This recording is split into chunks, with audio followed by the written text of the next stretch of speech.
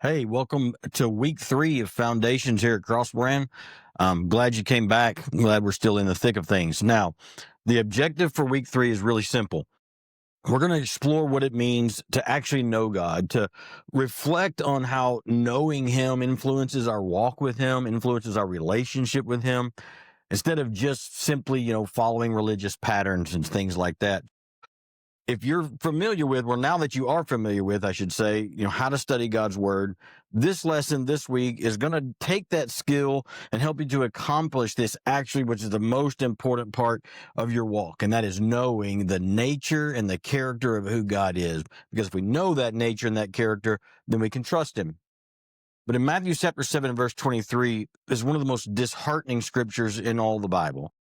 We see the scene open on Judgment Day as these professing saints find themselves standing before the righteous king, or standing before Jesus. And then after they declare, all the good works that they've done for Jesus, for the kingdom, it actually goes into talking about, hey, we've preached in your name, we've cast out demons in your name, we've done all these mighty things. And then they hear these fateful words from the judge of all judges, from Jesus himself. He says, "Depart from me, you lawbreakers." Actually says, "I never knew you. Depart from me, you lawbreakers." See, the goal of Bible study isn't the Bible study itself. It's not just checking off a box or, hey, I did my quiet time today. All that's great. But the goal of doing Bible study isn't the study. The goal is to know Jesus Christ, to know Him crucified, to know the nature and the character of God.